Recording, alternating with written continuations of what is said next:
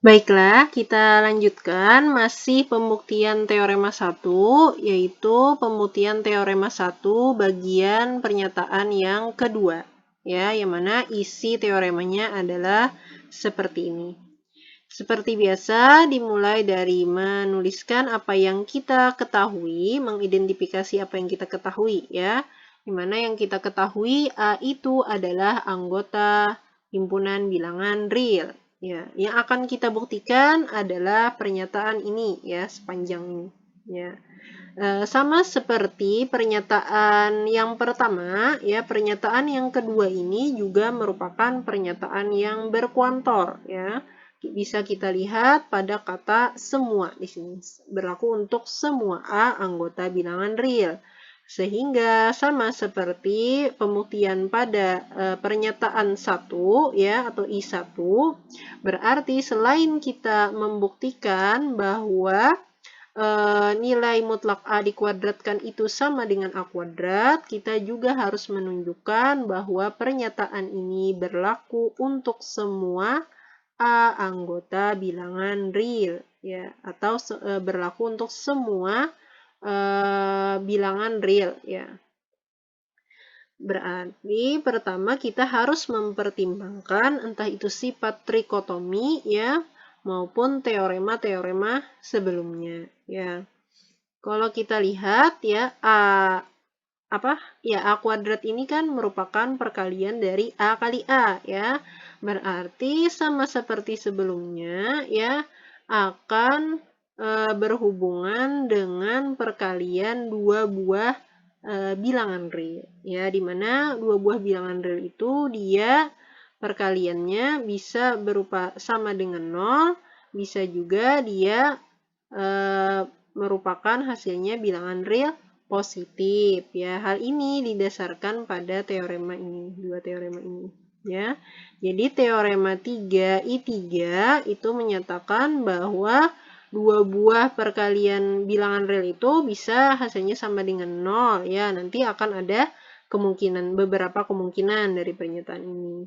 Dan berdasarkan teorema ini 2 bagian I1 itu menyatakan bahwa perkalian bilangan real kalau dia tidak sama dengan 0 maka pasti dia merupakan bilangan real positif. Nah, sehingga untuk pembuktiannya harus kita buktikan bahwa pernyataan ini ya berlaku untuk dua hal ini. Jadi kita mulai misalnya yang paling mudah dengan A kuadrat ya. Misalnya bisa seperti yang sebelumnya kita beri tanda di sini bintang 1. Ya, kita mulai jika A kuadratnya itu sama dengan 0 ya. Nah, A kuadrat ya berdasarkan definisi nilai mutlak akan sama dengan nilai mutlak A kuadrat ya.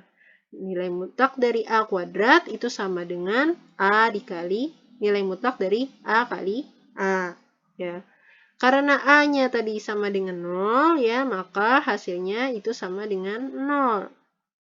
Nah, dan 0 ini juga bisa kita dapat dari nilai mutlak A dikali nilai mutlak A. Ya, asalkan A-nya tadi sama dengan 0. Nah, nilai mutlak A dikali nilai mutlak A itu sama saja dengan kita menuliskannya dengan nilai mutlak A dikuadratkan. Ya, dari sini ya terbukti bahwa untuk A sama dengan 0, A kuadrat itu sama dengan nilai mutlak A dikuadratkan. Oke, lalu untuk yang kedua atau bintang 2 bisa di sini diberi tanda. Untuk yang A-nya positif, memang A kuadratnya positif ya, maka kita bisa mulai dari A kuadrat. A kuadrat itu sama dengan ya nilai mutlak A dikuadratkan ya, berdasarkan definisi nilai mutlak.